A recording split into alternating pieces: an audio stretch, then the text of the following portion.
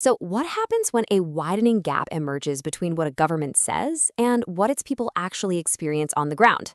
I mean, how does a society even function when the very foundation of its social contract starts to fracture under the weight of fear and self censorship?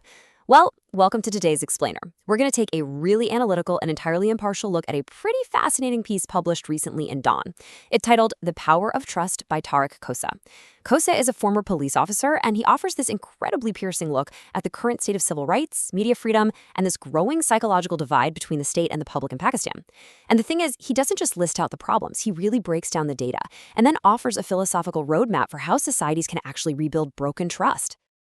All right, let's dive right into the power of trust, bridging the gap. Our main goal for this explainer is to really unpack Khosa's analysis. We're going to look strictly at the data, the reports from civil society, and the specific laws he references. From there, we'll follow his logic to see how all of these elements culminate in a massive crisis of trust. And perhaps more importantly, we'll look at his proposed solutions for how a fractured society can actually start to heal. Okay, here's our roadmap for today. 1. The state of human rights. 2. Press freedom under pressure. 3. The climate of fear. 4. The cycle of distrust. And finally, 5. Rebuilding the social contract. Let's get right into it. Section 1. State of Human Rights, Analyzing the Data. Now, the author anchors his entire argument here not in opinion, but in recent documented assessments straight from civil society organizations. The real foundation of Khosa's argument relies heavily on the latest annual report from the Human Rights Commission of Pakistan, or the HRCP. And honestly, the report paints a pretty grim picture for 2025. It points directly to a severe contraction of civic space, the erosion of judicial independence, and just this deepening sense of insecurity. In fact, Khosa actually describes this assessment as being like a civil society charge sheet against state institutions. And to really understand why he uses that specific term, we have to look at the hard numbers the report brings to light. If there's one thing that truly stands out, it's this single number, 273. According to the report, the Commission of Inquiry on Enforced Disappearances registered 273 new cases of missing persons nationwide. Keep in mind, this isn't some historical figure. These are new, recent cases. Think about what that actually means for a second. When citizens simply disappear outside the bounds of the standard legal framework, it immediately injects a profound sense of insecurity right into the public consciousness.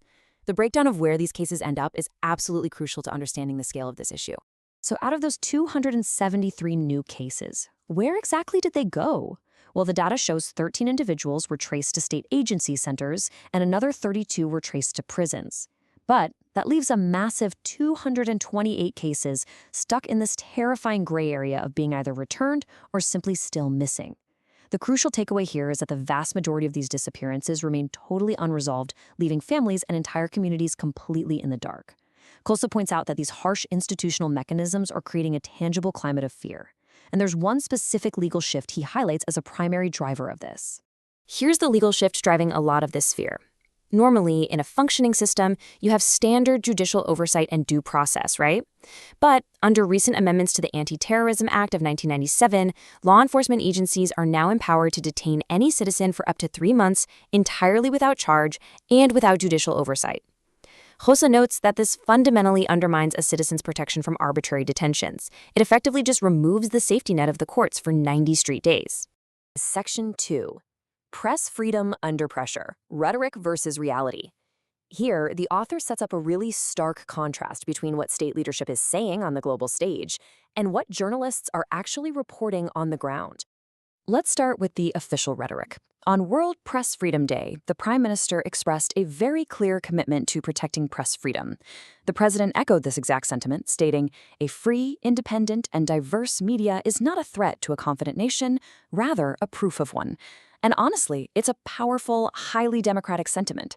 However, the author immediately juxtaposes this optimistic official narrative with the hard data currently being collected by media watchdogs. Because here is the reality check. The Freedom Network reported 129 verified incidents of violations against the press over just a 12-month period. And we aren't just talking about a little mild censorship here. We are seeing 16 physical assaults, 11 threats of harm, 2 tragic murders, and a staggering 58 legal cases. Khosa is quick to emphasize that these legal cases are mostly invoked under PICA. That's the Prevention of Electronic Crimes Act, which effectively weaponizes cybercrime laws against reporters.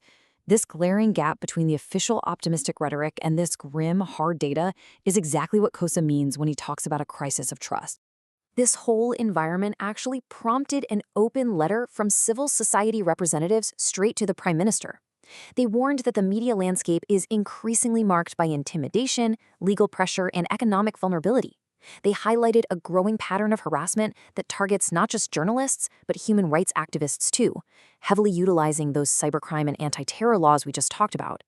This persecution, they state, fosters fear, leads directly to self-censorship, and ultimately it limits the public's access to critical, truthful information.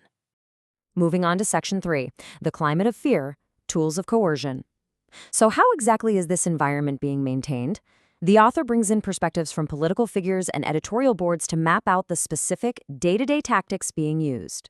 Khosa quotes ex-Senator Farhatullah Babar here, who outlines these specific items as new tools of coercion.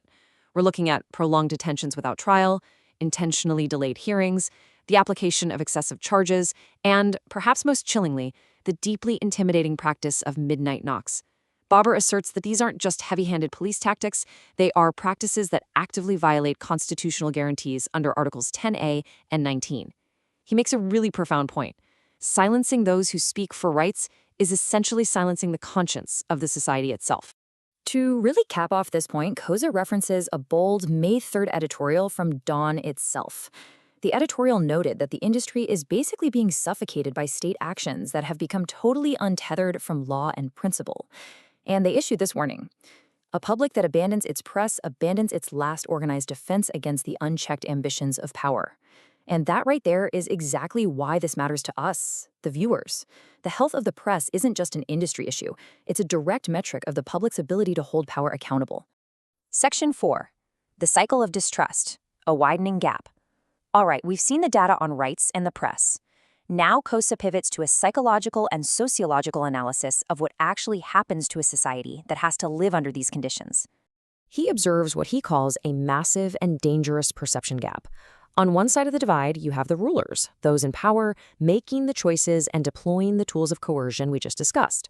On the flip side, you have the ruled, the public who is actually experiencing the discontent and bearing the brunt of these policies. Khosa argues that this highly politicized climate of distrust makes it incredibly hard for us to just listen to one another. We tend to judge far too quickly and automatically assume the absolute worst about anyone who disagrees with us. And this creates a very literal vicious cycle. Let's walk through it. Step 1, people face threats or severe difficulties. Step 2, the natural human response kicks in, it's defensive. We close ourselves off and we judge others instead of giving them any benefit of the doubt. Step 3, this total inability to engage constructively leads to rising anger and deep, deep contempt. And finally, step 4, the ultimate result is total alienation between the state and the society. When contempt replaces compromise, collective problem solving becomes entirely impossible. Which brings us to our final section, Section 5, Rebuilding the Social Contract, the Philosophy of Trust. The author doesn't just leave us in the dark with all these problems. He actually proposes a clear philosophical shift to break this vicious cycle. Khosa introduces what he firmly believes should be our new societal motto, reach and reveal. He defines this as reaching out and being totally honest with one another, in spite of our existing differences, to build a sense of mutual belonging. He argues that the absolute first step to collective problem solving is empathy. Those who govern must actively try to see the world through the eyes of the governed, because only by truly appreciating the context of the public's discontent can rulers make genuine, lasting attempts to build trust. So what does this actually look like in practice? Khosa outlines some very specific course corrections needed to strengthen the social contract. We need persuasion instead of persecution. We need dialogue instead of deterrence. We need compromise instead of contempt. He advocates heavily for dignity in dealing with dissent and decency in discourse. This right here is the roadmap out of the crisis. It requires a fundamental shift in how the state interacts with its citizens, moving away from those tools of coercion and moving toward tools of true engagement. To really underscore the universal importance of this shift, Khosa cites Martin Luther King Jr., who famously said, "Injustice anywhere is a threat to justice everywhere." The author uses this powerful quote to remind us that we are all bound by a common humanity. Even if we profoundly disagree with someone, whether they're family, friends, or total political strangers, the promotion of justice and the capacity for genuine empathy are the only real ways forward. Which leaves us with a final, provocative thought for today. Can the miracles of empathy and trust finally overcome a deeply entrenched cycle of fear? Tariq Khosa's analysis shows us that while the data on human rights and press freedoms is incredibly alarming, and the tools of coercion are undeniably real, the ultimate battle here is psychological. It's a choice between continuing this exhausting cycle of alienation or choosing to step up and reach and reveal. Thank you so much for joining me on this explainer. Take a moment to really think about that final question. And as always, keep learning.